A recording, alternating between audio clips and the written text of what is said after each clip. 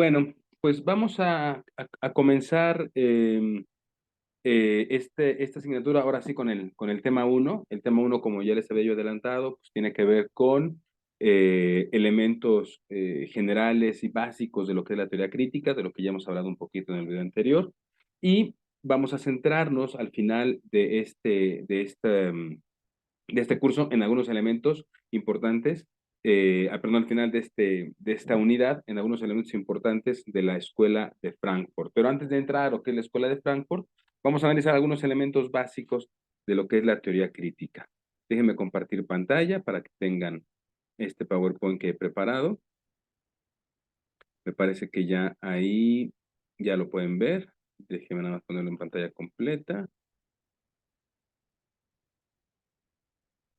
Perdón que se tarda un poco mi computadora. Y bueno, pues aquí tenemos algunas generalidades. Déjenme tener un apuntador aquí, un puntero. Muy bien, bueno. Entonces, nuestro tema uno es la teoría crítica. ¿Cuáles son las generalidades, no? ¿Qué es lo crítico? Así le he llamado yo. ¿Qué es lo crítico de la teoría crítica? ¿Qué es lo más, cuáles serían los puntos más importantes o relevantes que tendríamos que analizar de la teoría crítica? Por un lado, que es un movimiento que critica la racionalidad. Vamos a centrar este video un poco en recordar el tema de la racionalidad que lo vimos en el curso pasado, ¿no? Y luego tiene otros tres elementos que también vamos a ver más en un segundo video. Además de que critica la racionalidad, también es un movimiento que, si bien surge a partir de los postulados marxistas, es decir, la escuela de Frankfurt surge como una escuela para analizar el pensamiento marxista, pero eso no quiere decir que no lo analice de manera crítica. Por lo tanto, lo primero que hace es criticar algunos postulados marxistas, darse cuenta o evidenciar que algunos postulados que había dicho Carlos Marx no habían sucedido o no se habían convertido en realidad, y por lo tanto actualiza ciertos postulados marxistas al elemento teórico general, a la propia epistemología de las ciencias sociales. En tercer lugar, y esto ya lo comenté en el video pasado, se opone radicalmente a construir una teoría pura, es decir, no es que se oponga propiamente a que se haga, sino dice, bueno, esto ya se está haciendo, pero esto no es funcional para solucionar problemas. ¿Qué es lo que necesitamos? Necesitamos una teoría crítica, una teoría aplicada a los problemas, y por lo tanto se opone a simplemente convertirse en una escuela que describa conceptos, ¿no?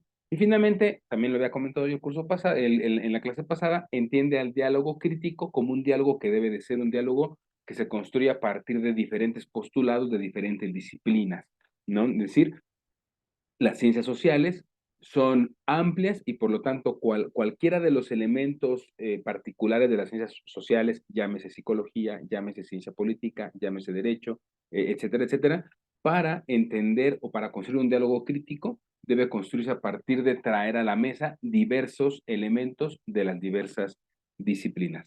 Vamos pues a entrar en este primer punto. Es un movimiento que critica a la racionalidad, ¿no? Ustedes recordarán que el curso pasado estuvimos hablando de la racionalidad y cómo esta racionalidad ha generado una deshumanización de la interacción social, y todo esto se había generado a partir de la teoría comprensiva de Max Weber. De hecho, Max Weber se convierte en uno de los precursores más importantes, junto con Hegel, del movimiento de la teoría crítica. En la próxima semana vamos a ver precursores y principales pensadores de la teoría crítica. Por supuesto, empezaremos a analizar a Hegel. Vamos aquí a recordar, si les parece, lo que nos decía Max Weber sobre lo que era la racionalidad y desde dónde lo estaba viendo, un poco para retomar desde Weber precisamente los postulados de la teoría crítica. Van a perdonar ustedes que les dé una pequeña clase con elementos que ya vimos, pero me parece que es importante reforzarlos, recordarlos, volverlos a traer a la mesa para que lo tengamos claro.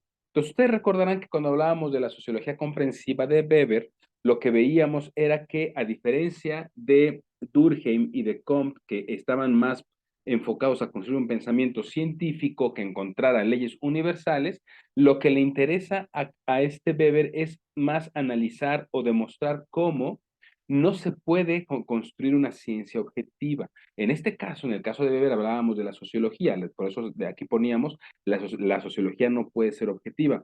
Pero Weber realmente lo que nos está diciendo es que las ciencias sociales no pueden construirse de una manera objetiva, de una manera como se construye una ciencia natural o como se construyen las ciencias duras, como las matemáticas, como la física, ¿no? Porque realmente las ciencias sociales, ¿no? En este caso la sociología, pero también lo podremos aplicar al derecho, no están enfocados en el comportamiento social, sino lo que le interesa es la interacción social, es decir, la acción social. La acción social es algo dinámico, es algo cambiante y por lo tanto, como es cambiante, no puede ser objetiva. No se puede construir un comportamiento, un pensamiento completamente puro o científico, ¿no? Por ello se requiere establecer unos postulados teóricos aplicados al momento específico. Esta acción social, decía Weber, no, perdón que me vaya rápido, pero es algo que ya vimos, nada más lo estamos recordando. Esta acción social es completamente subjetiva, por lo que depende de valores subjetivos que los individuos asocian a sus actos. Ya desde aquí empezamos a ver cómo el derecho se puede incardinar o se puede relacionar precisamente con estos valores subjetivos que estamos construyendo en nuestra interacción social. Varias veces les puse el ejemplo de cómo en algunos barrios, en algunas colonias, se ponen pancartas y se dice, cuidado, estás entrando a este barrio y en este barrio nuestros valores son estos y si tú haces esto, pues tendrás esta consecuencia. ¿Qué es lo que está pasando aquí? Pues se está culturizando el derecho, ¿verdad? Estamos involucrando valores subjetivos en un ámbito normativo. Esa es la acción social. Eso es lo que tenemos que entender, ¿no? Esta posición de Weber es contraria a la de Durkheim, ¿no? La cual, como ya les habíamos, como ya habíamos comentado, estudiaba a la sociedad como un todo, como un ser orgánico, por eso hablábamos de un organicismo funcional con él, pero Weber se centra en la experiencia individual. Por eso Weber sostiene que la manera de comprender la acción social es comprendiendo al individuo, de ahí que surja la sociología comprensiva. Esta teoría comprensiva de Weber es precisamente el punto de partida, digámoslo así, metodológico de la teoría crítica, porque la teoría crítica parte del supuesto, como les decía yo en el video pasado, de comprender, de entender los signos de los tiempos, de comprender el contexto social. Por eso la teoría crítica es una teoría fundamentalmente o inicialmente una teoría comprensiva, ¿no? Que intenta entender el postulado conceptual en la realidad social. También se diferencia de Marx la postura de Weber, ya que si bien comparte la idea de que la sociedad capitalista era deshumanizante, era alienante, todos estos conceptos que vimos ya el curso pasado, no se siente o no está de acuerdo pues con el enfoque materialista y economicista que hace Marx. Weber, por lo tanto, centra esta crítica al capitalismo, que lo llama racional, o esta crítica a la racionalidad, ¿no? En la cultura y en las ideas, es decir, en los valores. Por eso este punto es muy aplicable al derecho. El derecho es producto, como decíamos en la clase pasada, de la historia, pero también de la cultura. A partir de ahí, Weber desarrolla su propio modelo sociológico poniendo al centro el elemento que considera decisivo, que es la racionalización, desde una perspectiva crítica, es decir, critica la racionalización. Por eso la teoría crítica que surge a partir de ese postulado de Weber, critica también la racionalización, que Weber llama la jaula de hierro, como ustedes recordarán. Fíjense cómo aquí vemos al derecho involucrado en todos estos diferentes momentos evolutivos que describe Weber, ¿no? Como ustedes recordarán, Weber inicia describiendo la evolución de la sociedad de Occidente de la siguiente manera, ¿no? Pasamos de sociedades tribales a sociedades religiosas a sociedades industrializadas. En cada una de estas, ¿no? Lo que él resalta es la manera en la que se rige la interacción social, cuáles son las normas o a partir de, o de dónde provienen en las normas que rigen esa interacción social. En el primer lugar, ¿no? Están las costumbres y las tradiciones en la primera sociedad, en la segunda sociedad están los elementos religiosos o las obligaciones religiosas, y en tercer lugar encuentra él lo que es como ya el derecho clásico, el derecho moderno, o lo que él llama el derecho laico. Pero todo esto es derecho, ¿vale? Para efectos del derecho, ¿no? En términos generales, el derecho tiene diversas fuentes, como ustedes ya vieron en sus clases de teoría del derecho. El derecho proviene no solamente de la norma escrita, sino también proviene de la jurisprudencia, de la doctrina, de la costumbre, de las tradiciones. Todo esto es derecho. Por eso la teoría crítica es aplicable de manera muy inmediata o muy evidente a las maneras o a los modelos de control que se han construido para la interacción social. O dicho de otra manera, la teoría crítica se puede aplicar precisamente al derecho construido en las diferentes sociedades que se han ido determinando en la historia de la humanidad. Bueno, en estas sociedades industrializadas se introducen, como ya habíamos visto en el curso pasado, avances tecnológicos, ¿no? Lo que llamamos la modernidad, pero esta mayor racionalización, es decir, esta idea de apelar siempre a la mejor eficacia, ¿no? Al mayor beneficio, al menor costo, produce beneficios, evidentemente, materiales y de varios eh, índoles, pero también produce grandes desventajas sociales y esas desventajas sociales se involucran directamente con el derecho, ¿no? Por ejemplo, para establecer esas sociedades industrializadas se tuvieron que eliminar diversos valores culturales y espirituales, lo que llama Weber un desencantamiento del mundo, ¿no? Este desencantamiento del mundo permite la construcción de nuevos tipos de controles, de un derecho más punitivista, de un derecho más agresivo, ¿no? De un derecho menos construido para liberar, es decir, para emancipar, y más construido para controlar, ¿no? Por ello hablamos de restricciones de libertades individuales, erosión de lazos comunitarios y familiares y de una amplia estructura burocrática. Esta estructura burocrática no solamente se evidencia en las nacientes empresas y fábricas que estaban industrializándose, sino que después se exporta precisamente a la burocratización del Estado. Un Estado burocrático es un Estado que busca ser eficiente, pero de una manera despersonalizante, de una manera deshumanizada, ¿no? Eso es lo que critica Weber y eso es lo que critica precisamente la teoría crítica del derecho en esas sociedades industrializadas. Cómo el Estado burocrático se dirige hacia las mayorías y entonces establece políticas que sean aplicables a las mayorías, pero olvida a las grandes minorías y entonces se deshumaniza el Estado. ¿No? La eficiencia burocrática reprime las interacciones tradicionales y nos encierra en una jaula de hierro, en una jaula de racionalidad, ¿no? Por supuesto, esta jaula de hierro sigue presente en nuestros modelos de Estado actual. Aquí pongo yo tres ejemplos de los cuales ustedes pueden en reflexionar con mayor tiempo, ¿no? Ahorita estamos haciendo un video un poco rápido porque esto ya lo vimos, ¿no? Pero aquí lo que decíamos, ¿no? Pensemos en la eficiencia educativa, ¿no? Frente al libre desarrollo de la personalidad. Por supuesto, es mucho más eficiente que yo como escuela, por ejemplo, que estamos en una escuela primaria, establezca un modelo homogéneo de educación en el que trato a todas las niñas y los niños iguales y no genero un modelo de educación inclusivo en el que tomo en cuenta, por ejemplo, todas las diversidades que puedo tener en el salón. De esta manera, ¿qué es lo que hago? Excluyo inmediatamente. Es muy difícil que en un aula de primaria, de una primaria pública, por ejemplo, es muy complicado que tengamos presente toda la diversidad o que se manifieste al menos toda la diversidad que hay en nuestra sociedad. Es decir, es muy difícil que tengamos quizá niños que tengan una discapacidad visual o niños que tengan una discapacidad derivada de alguna enfermedad crónica, ¿no? O incluso el tema de las diversidades sexuales difícilmente se manifiesta en las escuelas básicas. ¿Por qué? Porque tenemos una idea de la eficiencia educativa, ¿no? Homologamos, todos son iguales en el proceso educativo. Y esto no incluye, al contrario, esto lo que hace es excluir. Pensemos en la burocratización del delito frente a los derechos de las víctimas, que tanto el Estado se ha enfocado más en trabajar la relación Estado-victimario, es decir, Estado delincuente, y qué tanto se está enfocando al tema de las víctimas. Esto es algo que, por supuesto, ha ido cambiando a partir de que se ha ido involucrando el tema de los derechos humanos en el Estado. Es decir, los derechos humanos tienen un componente, evidentemente, de, de, de pensamiento crítico. Es decir, busca transformar el modelo de Estado burocrático para convertirlo en un modelo de Estado garantista. Pensemos finalmente en la homogeneización, esto es muy típico en el derecho, de normas, ¿no? En un juicio, de normas procesales, en los cuales se trata está enfocado en tratar igual a las partes, pero ¿qué pasa cuando las partes no son iguales? ¿Qué tanto podemos generar justicia cuando las partes son completamente desiguales, ¿no?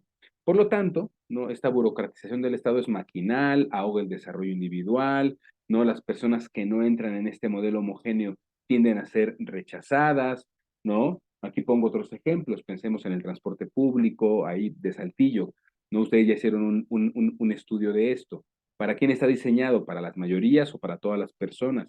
Pensemos en los niños de 5, 6, 7, 8 años, ¿qué tanto pueden ir en estos transportes públicos bien protegidos, bien cuidados, o pensemos en adultos mayores, ¿no? Participación política para mayorías o para todas las personas, la movilidad para mayorías o para todas las personas. Es decir, este proceso de racionalización enfocado en el modelo de Estado y de Estado de Derecho que se ha ido construyendo, ¿no? Se limita o se manifiesta en la creación de un Estado burocrático deshumanizado que busca ser eficiente. ¿Ok? Pero que no busca realmente proteger o garantizar derechos. Cuando llega estas, estos criterios o estos elementos críticos que provienen de la teoría de los derechos humanos, ¿no? Lo que se busca es cambiar una sociedad de mayorías por una sociedad de minorías, un Estado burocrático por un Estado garantista y un modelo deshumanizante por un modelo humanista. ¿Ok? Entonces, aquí vemos cómo la propia teoría crítica se puede aplicar al derecho. ¿Y qué es la deshumanización? Digo, hago este resumen porque luego vamos en el siguiente video a ver algunos elementos importantes. ¿No? Para ver el capitalismo muestra sus verdaderas intenciones cuando se consolida. No es la persona humana la que le interesa, sino la sociedad. Incluso, y esto lo vamos a ver más adelante, el ser humano se convierte en un medio para alcanzar fines, ¿no? Pero no interesa cualquier tipo de sociedad, sino la sociedad dominada por el consumo y por el trabajo. Esto lo podemos ver de manera muy evidente en nuestras sociedades actuales, ¿no? Es decir, hablábamos en el curso pasado de la anomia, ¿no? Recordarán ustedes la teoría de la anomia, y cómo la persona exitosa está muy relacionada con una persona que tiene la capacidad de consumo, la capacidad de consumir cosas. En la medida en la que yo tengo capacidad de consumir muchas cosas, de esa manera me convierto en una persona exitosa. Cuando no tengo esa capacidad de consumir cosas, ¿qué es lo que hago? Me endeudo. Y entonces empiezo a generarme deudas permanentemente para poder tener acceso a elementos o a materiales de consumo. Este tipo de sociedades son sociedades deshumanizadas que evidentemente son criticadas desde la teoría crítica. Esta sociedad eficiente, para que sea eficiente, dice Weber, se requiere deshumanizar, ¿no? Lo que es decir, que la persona pierda su alma. ¿Cómo la pierde? A partir de una política amplia de consumo, lo cual afecta profundamente las relaciones e interacciones entre individuos, ¿ok? Al afectarse las relaciones entre individuos, lo que estamos generando es un modelo de resolución de conflictos diferenciada, un modelo jurídico diferenciado, por lo tanto. Las relaciones sociales, por lo tanto, dejan de basarse en lazos comunitarios, ¿no? Y se orientan hacia la eficacia. ¿Qué es lo que se promueve entonces? Un gran individualismo, como todo esto finalmente lo vimos en el curso pasado. Y entonces la persona queda subordinada a los fines de la organización y por lo tanto se pierde la autonomía individual, ¿no? Finalmente, en este racionalismo de Estado, los deseos de superación personal se limitan a una ambición obsesiva por cuestiones materiales, que es el tema del consumo que ya lo habíamos visto, ¿no? La productividad se valora más que la creatividad. Fíjense qué interesante. Yo les decía en el video pasado, las teorías críticas lo que promueven es la creatividad más que la productividad. No es que no interese producir, lo que pasa es que lo que interesa es que esta producción, que esto que producimos transforme, ¿no? Mejore las condiciones, transforme las desigualdades, transforme los problemas sociales. Y por eso se apela más a la creatividad. Cuando yo no estoy enfocado en temas creativos, sino simplemente en la producción de ganancia, entonces lo que hago es deshumanizarme, racionalizar por completo el modelo de interacción social. O al menos esto es lo que decía Weber, ¿no? Esta acción de ponderar las necesidades de los más eficientes, y los más fuertes, este, conlleva profundos cambios, ¿no? Eficiencia social, se promueve la desigualdad. No se promueve la igualdad porque al establecer un modelo racional lo que buscamos es que sea eficiente para las mayorías. Las minorías no nos interesan y entonces lo que hago es ampliar la brecha que hay entre las minorías y las mayorías. ¿No? Se promueve la idea de culturas superiores, por eso hay una eficiencia cultural que la tenemos permanentemente involucrada, incluso en nuestro diálogo permanente, en nuestro diálogo cotidiano. Yo veo, por ejemplo, en el Facebook todo el tiempo personas que están, no sé, en ahorita acabo de ver hace poco una persona que está cerca del pico de Orizaba, toman una foto muy bonita donde se ve el pico de Orizaba todo nevado, y entonces ponen, ¿no? Los envidiosos dirán que estoy en Suiza, pero realmente estoy en Veracruz. ¿Qué es lo que estoy haciendo con ese pequeño postulado? Estoy asumiendo que Suiza es superior y que por lo tanto la gente va a envidiarme y va a pensar que estoy ahí, aunque realmente estoy en Veracruz. Pero no sé si logro transmitir este neocolonialismo que deriva de este tipo de mensajes, ¿no? ¿Y esto por qué? Porque se ha promovido constantemente que hay culturas superiores, ¿no? ¿Cuáles son las culturas superiores? Las que son más productivas, no las que son más creativas. Y por lo tanto, donde yo puedo consumir más, de manera inmediata yo asumo que es una cultura superior.